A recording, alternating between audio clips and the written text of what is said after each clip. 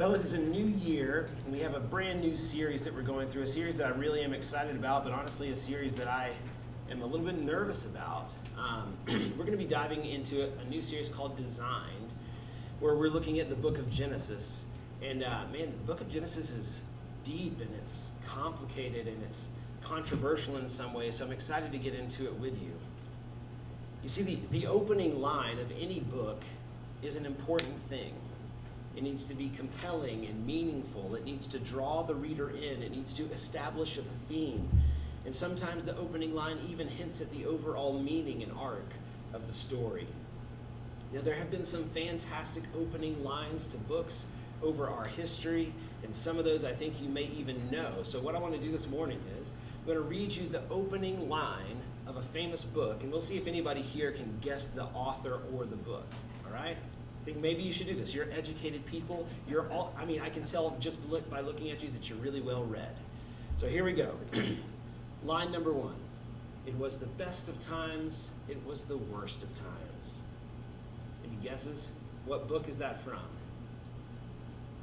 Guys, if the people watching online, there are lots of hands in the audience. I'm just not choosing. They all know, I promise. No, that is from Charles Dickens' A Tale of Two Cities. There. Now you understand. Now you get it, right? How about this one? Call Me Ishmael. Moby Dick. Yes, Moby Dick from Herman Melville. That is correct. Now, one for the ladies out there. It is a truth universally acknowledged that a single man in possession of good fortune must be in want of a wife. Pride and Prejudice. Very good. I knew my wife would know that one. That is Pride and Prejudice by Jane Austen. And now one for the kids. Kids, see if you can name the book that this is the first line of. Mr. and Mrs. Dursley of number 4 Privet Drive were proud to say that they were perfectly normal. Thank you very much. It's Harry Potter. Yes, Harry Potter and the Sorcerer's Stone. Very good.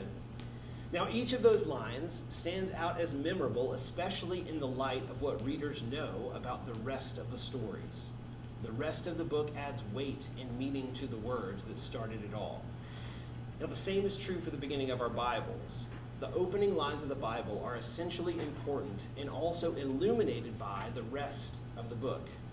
So as we begin in this new year, I felt that it would be appropriate for us to spend some time starting from the beginning of the Bible and really digging deep into the complex and sometimes contentious book of Genesis in this new series called Designed.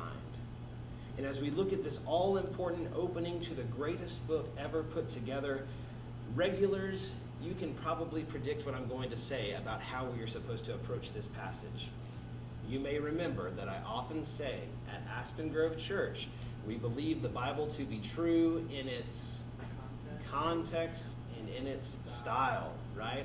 That means that we have to do a little bit of significant intro work before we dive in to this opening line of Genesis. We need to understand the context and style of what it is that we're reading. So let's establish a little bit about that. Generally speaking, readers of the Bible will understand that the first 5 books of the Bible, often referred to as the Pentateuch, are known to have been written by Moses. And I think that we can rightly believe Moses to be the author. Now, there are some biblical scholars that look at these works and they try to identify 3 or more different authors that have contributed to or edited those passages. Now, I think that that's certainly possible. We're dealing with something that's very old. It's ancient.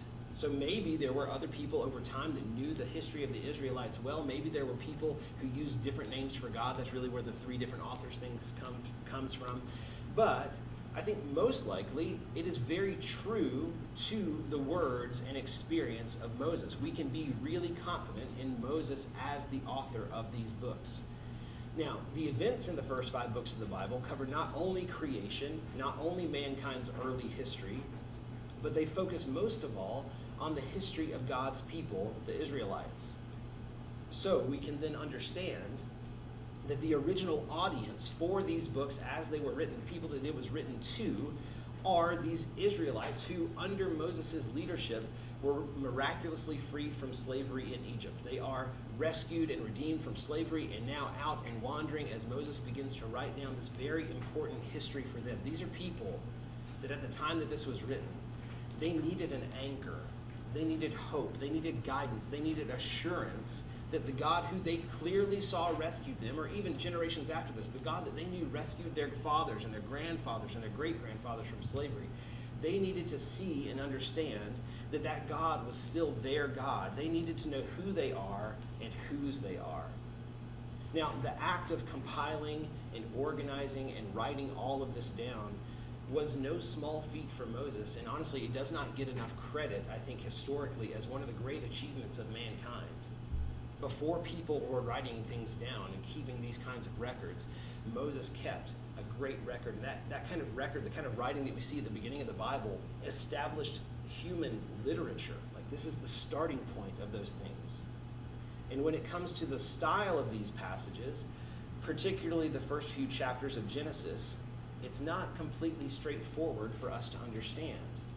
Like we've said before, when we're reading the Bible, yes, we want to be as literal as possible, but not every passage is meant to be literal, right? Some passages are poetic. Some passages are historical narrative, telling a particular story about people in a certain place and time. And that's true for the beginning of Genesis as well. There are parts of it that we can see and understand clearly, especially in the original languages, to be a history of God's people, a history of the world, a history of mankind. It is a narrative story. But still, there are other parts that seem to be more poetic. They're poetic in their structure and in their presentation. And this is complicated even more by the fact that we would understand that these passages, especially the opening passages of the Bible, were probably histories that were passed down orally from generation to generation up until the time of Moses. He knew these things because people had memorized them and taught them to their children for generation after generation. So for that reason, they were probably either sung or spoken in such a way that had a pattern to it for easy memory. So when we read the opening verses of the book of Genesis, we're reading something that is a little more complicated.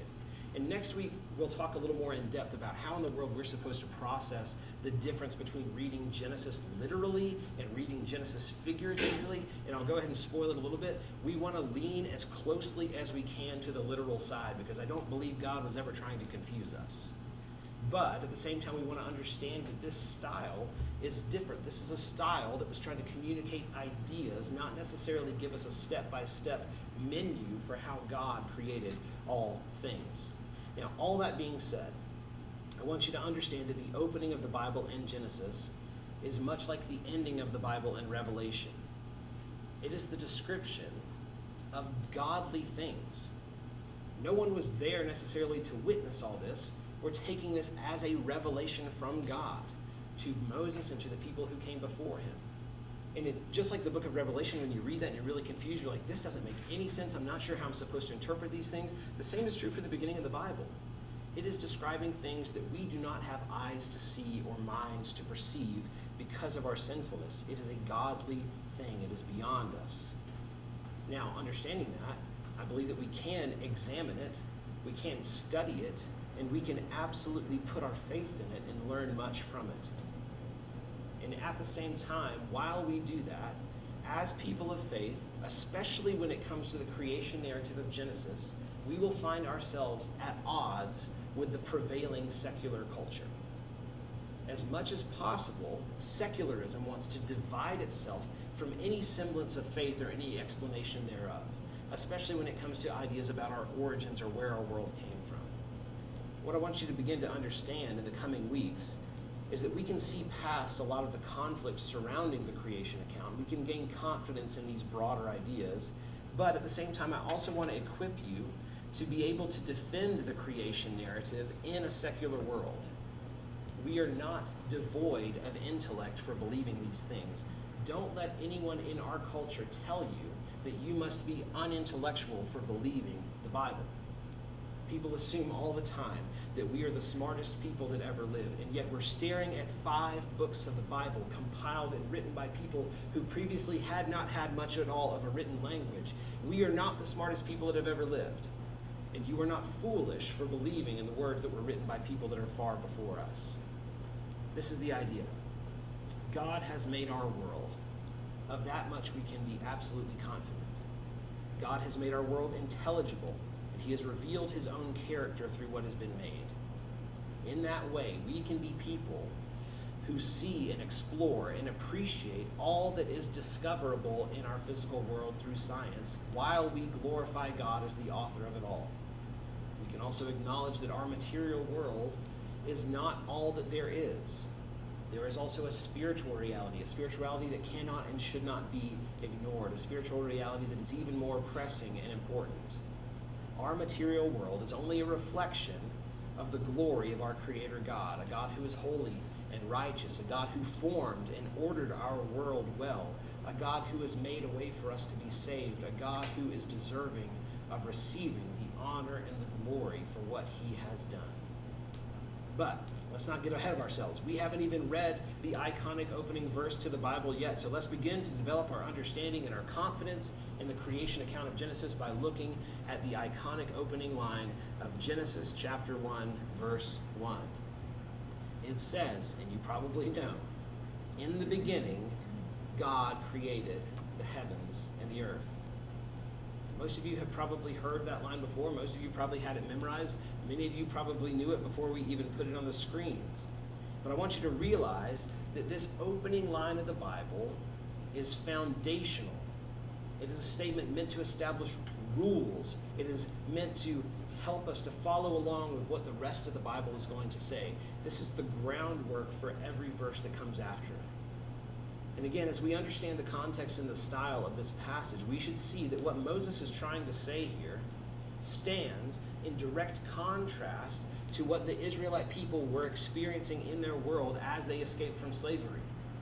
They were living in a world where there were prevailing, warring countries and cultures that all demanded their attention. And all of those countries and cultures were typically polytheistic or paganistic in their belief systems, meaning that they had all sorts of other ideas of many gods that were often fighting with each other and warring for one reason or another. There was all this conflict between gods, and out of the gate, Moses wants to establish and found his people under this idea. There is one God. Those other gods, those other pagan gods that you'll encounter among these other people, those things do not exist. He is the only one God. He's not simply more powerful than the other gods. He is the one true God. This one true God is the author of all reality that we experience. Before the beginning of all that we know and live through here, God exists. And by his powerful word, all that we know was set into motion. He says, in the beginning, God created the heavens and the earth. Now, there are a couple of important word distinctions to point out here. We don't always have to get into the original languages, but I think there's a couple of original language things of importance here. First of all, the word created in Hebrew here is the word bara. And I want you to understand that as we read that, it's not the same as an artist creating a painting. It is not the same as a person creating anything. In fact, the word bara in the Bible is used exclusively for God, exclusively for the act of God creating and forming and shaping something from nothing. It is something that only God can do.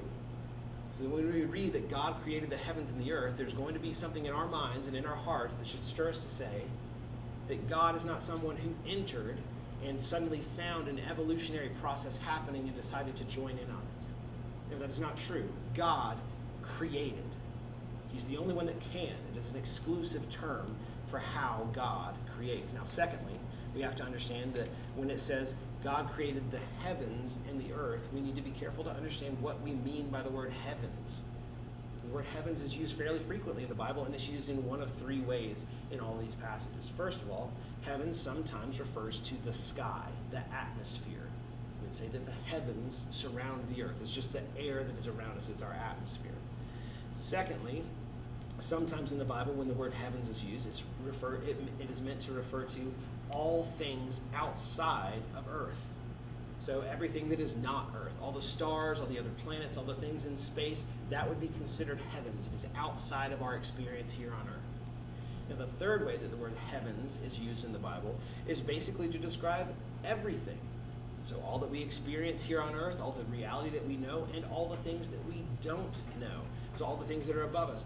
We understand when we read this part of Genesis that it was written from what we would call a geocentric perspective, right? The people, this should not be shocking to any of us, the writers, the thinkers that helped to make this book, they were living here on this planet. They were experiencing things from this earth. This doesn't make them stupid. It's not that they weren't completely knowledgeable in the same way that we're knowledgeable about space and the cosmos and all those things. That's not it. It's that it was written from the perspective of earth.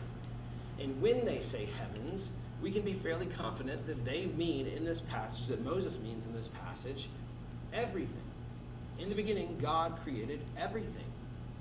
This falls in line with Colossians chapter 1, verse 16. In the New Testament, we see, speaking of Jesus, that it says this: "For by him all things were created in heaven and on earth, visible and invisible, whether thrones or dominions or rulers or authorities, all things were created through him and for him."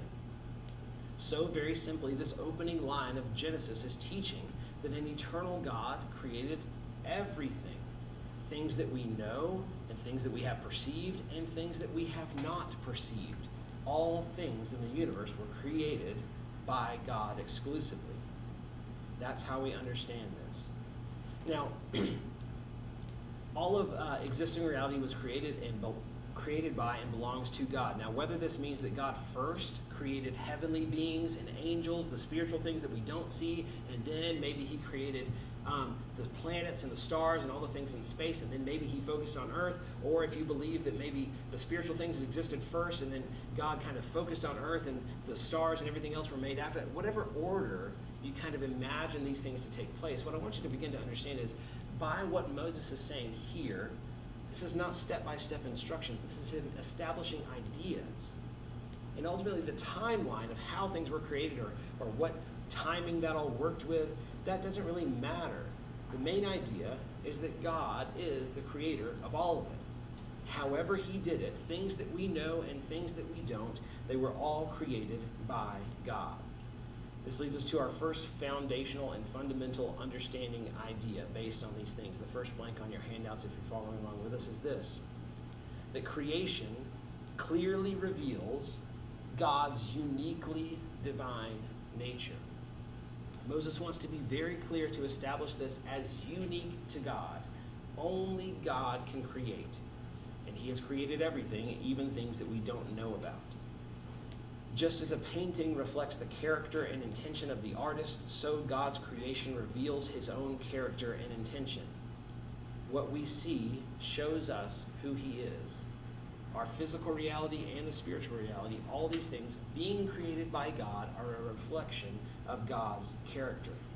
And in the creation account of Genesis 1, by saying in the beginning, we see a couple of this divine nature of God, a couple of things about God's divine nature revealed exclusively. It says in the beginning, that means that God is eternal, that he was outside of time, that he was not bound by our time. He doesn't have a beginning or he doesn't have an end. He is what we would call the uncaused cause. He is the initiator, an orchestrator of all things. Not only that, but he is eternally powerful to be able to do this. He wasn't limited in what he could create. He has created all things by the word of his power. In the beginning, God created the heavens and the earth. That is a revelation of God's character. Consider Romans chapter 1, verse 20. It says this in the New Testament. Paul says, "For his invisible attributes, namely his eternal power and divine nature, have been clearly perceived ever since the creation of the world in the things that have been made, so they are without excuse." It is amazing and important that God has revealed himself to us through the spoken word, the inspired word of the Bible. We're so grateful to have this Bible to show us how to interpret our world. But like we've talked about before, there's another level of God's revelation to our world, a level that Paul echoes here in Romans chapter 1, that God has revealed himself through the things that have been made, that he has shown who he is by the way that he has created and ordered our world. This is called general or natural revelation. Evidence of God's divine nature is observable in our natural world. And as Paul explains, this nature is clearly perceived. To deny it is to deny reality, to choose blindness. And all people, with their God-given consciousness, are without excuse, because these things about God have been plainly and clearly known. The beauty and the functionality and the order and the complexity of our natural world shout the eternal nature of an eternally powerful God. The heavens declare the glory of God. In the beginning, God created the heavens and the earth. That is a big opening line to our Bibles. But there's much more for us to consider. Let's look at verse 2. It says this. It says, the earth was without form and void, and darkness was over the face of the deep, and the Spirit of God was hovering over the face of the waters. And you read a verse like that, and I think maybe if you're new to the Bible or you're reading this part for the first time, this could cause some confusion, right? If God hasn't created anything yet, if we're about to read how he created stuff, then what is the face of the deep? The deep what? How was the Spirit of God hovering over the face of the water if God hadn't created water yet? What is water? Was it existing before God created everything else? Now, there are various theories that interpret this in different ways, maybe thinking of this as kind of a middle stage of God's creation where he has created maybe the basic elements of creation, but it's all just a big flowing mess. It's formless and void. Maybe he created... I don't think we really have to get hung up on that because I don't think that that's really the idea that's happening here. I believe that Moses' point is fairly clear. Without God's creative intention, reality, as it says in the verse, was formless and void. I think those are the key words from that verse. Without God initiating creation, speaking things into being, and giving those things life, things were worthless. They were chaos, waste. It was purposeless, meaningless, nonsense. Now, I think more than a functional description of the order of creation, I believe this verse serves to demonstrate a condition.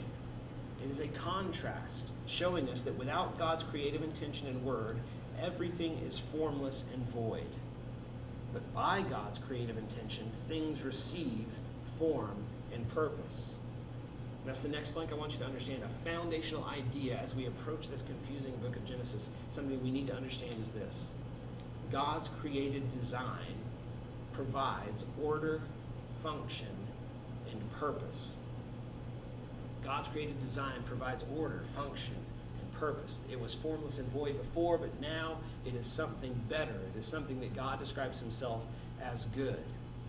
The following verses about the details of this creation demonstrate a beautiful and functional order that stands in direct opposition to what was formless and void. So let's check out a couple more of those verses. We're not going to go through the whole creation account today. Just a few more verses to help us to gain our understanding here. Genesis chapter 1, verses 3 to 5 says this. And God said, "Let there be light," and there was light. God saw that the light was good, and God separated the light from the darkness. God called the light day, and the darkness he called night. And there was evening, and there was morning on the first day. Now, once again, people bring this into conflict because it can be a little bit confusing. We can get bound up in these meaningless arguments sometimes because people say, how could there be a first day when all that God has seemed to create so far is light?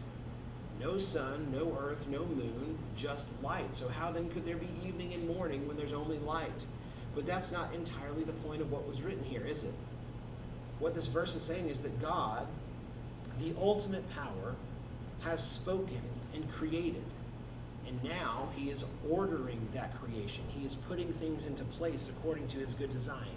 He has created light, and he has created the concept of day and night. And for the first time, we see God call his work good. And this is a pattern that we'll see repeated as we continue throughout the creation account. God speaks, things are created according to his word. He names and designates those things, he orders them, and then he calls them good. And this we see another important point, I think, for us as we consider the opening of Genesis. We see that God's created design is the ultimate good. Like I said, this will be repeated throughout this. We're going to be examining this design in detail in the coming weeks. But we want to see and understand from the outset that God's design, God's creative purposes, God's functionality and order, those things are good. And once again, when it comes to acknowledging this reality, mankind, as Paul told us, is without excuse. Every living person, in some way or another, has found themselves in awe for some reason at what God has spoken into being and ordered. Many people have stared at a starry sky in amazement, or witnessed a sunset that took their breath away. Many people have marveled at the vast array of plants and animals that our planet enjoys, or they may have wondered at the sight of a newborn baby. Or it could have been just something as simple as appreciating the fresh taste of a picked piece of fruit. We are benefactors of God's perfectly ordered creation. We've all seen it. We've all perceived it. We have all benefited from the fact that our Creator God has created well. He has done a good creation, and we experience that goodness. And for that reason, when it comes to acknowledging God's goodness, we are without excuse. We all have known God's goodness in creation. And while there's certainly much more of the order and intention of God's creation for us to cover next week, I want us to dwell on this short passage this morning. In the beginning, our all-powerful and eternal God created the heavens and the earth. Without him, reality was formless and void, but as he speaks, light breaks through. Order, definition, purpose, and glory emerge. Glory that belongs entirely to this good God. Now, while it may feel like kind of a distant departure from the book of Genesis, I think it's important for us to understand and believe what we have seen so far in the light of a New Testament verse that illuminates this for us even more. Excuse me, a verse that uses some of the very same language, a verse that we have to tie to the first verses of Genesis. Look with me at 2 Corinthians chapter 4, verse 6. It says this, "For God who said, 'Let light shine out of darkness,' has shone in our hearts to give the light of the knowledge of the glory of God in the face of Jesus Christ." The very same God who spoke light into existence, according to Paul here in 2 Corinthians, has done something equally remarkable in the person and work of Jesus Christ. God didn't stop at speaking light. He has shown that light in our very hearts. So as we study this beginning in the book of Genesis, because we have the light of the knowledge of the glory of God in Jesus Christ, we cannot neglect what we know to be the ending. So the next blank on your sheet is something I think that we cannot neglect to understand as we open up the book of Genesis is this. What we see revealed about God in creation is completed in Christ. God who spoke light into darkness has shown that light into our hearts so that we may see the glory of God revealed in the face of Jesus Christ.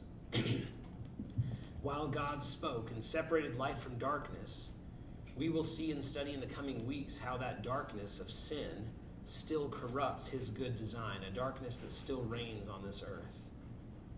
But darkness has not overcome the light. In Jesus Christ, the darkness of sin and evil is defeated. The eternal power and divine nature that is revealed through God's creation is shown to us most of all through the person and work of Jesus. Consider Hebrews chapter 1, verses 1 to 3. It says this, "Long ago at many times and in many ways, God spoke to our fathers by the prophets, which would for them have included Moses, the author of Genesis. But in these last days, he has spoken to us by his Son, whom he appointed the heir of all things, through whom he also created the world. He is the radiance of the glory of God and the exact imprint of his nature, and he upholds the universe by the word of his power." Jesus is God, most revealed to us. Yes, God has revealed himself to us in the way things are made, and it is amazing, and we are without excuse. With or without the Bible, we have seen God revealed through creation.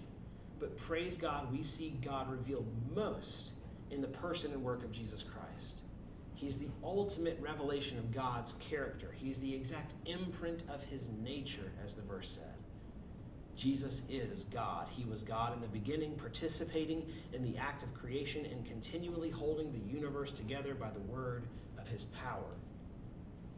Now, some of you may know that even the opening verses of Genesis affirm what we would call our theology of the Trinity, that we can rightly believe that God existed from the beginning as Father, Son, and Holy Spirit. And even the opening words of Genesis affirm this for us. We are right to believe that God is one and yet three. The mystery of the Trinity is absolutely true. Actually, we even saw in the first verse or in the second verse that the Spirit of God was mentioned specifically.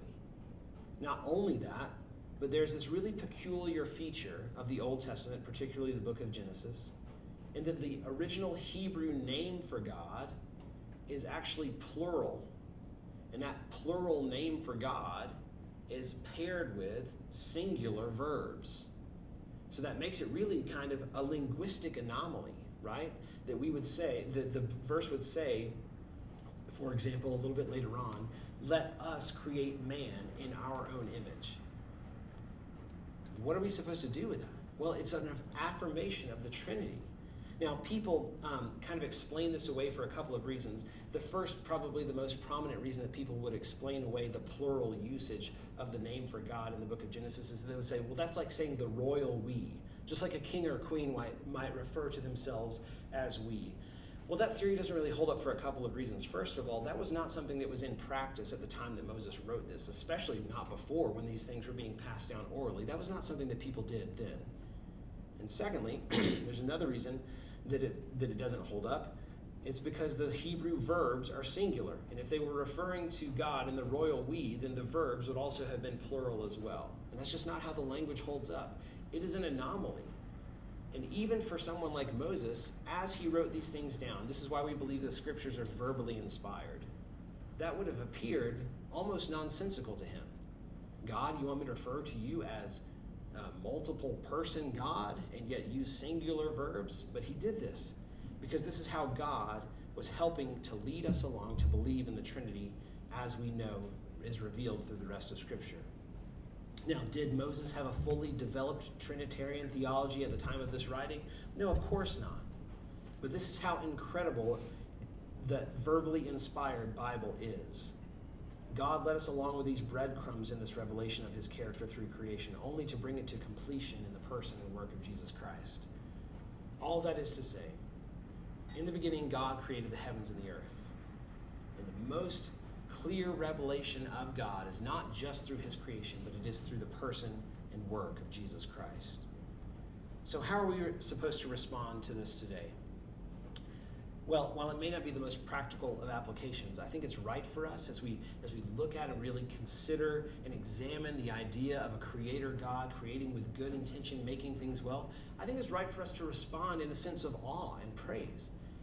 It is nothing to ignore that God created the heavens and the earth. That is a huge fundamental thing for us. We have a God that created things well, a God that created all these things, and yet we should say, as we read in the Psalm 8 earlier, what is man that you are mindful of him, the Son of Man that you care for him? That creator God made and cares for us. So I think we can respond with gratitude and praise to that God.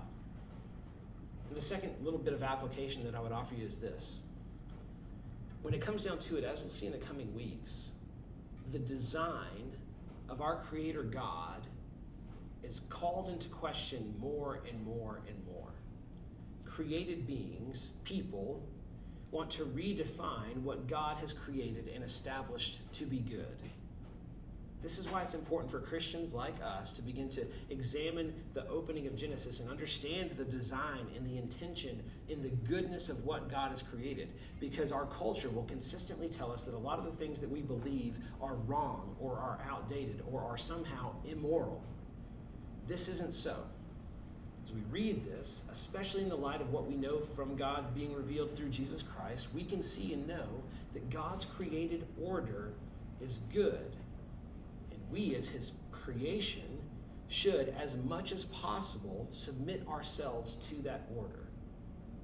So as we gather together next week, we're going to look a little more at that order. And in the coming weeks, we're going to look at how sin has broken that order and how we're supposed to respond to that. But most of all, we want to see that God is a good creator God and that his order is good And that when it comes to choosing between what culture says is right for us to do and what God has ordered, we should be people who enthusiastically choose God's order first. Because God is the creator God who has made things well. He is a good creator, and we are his creation, so we should submit to his order.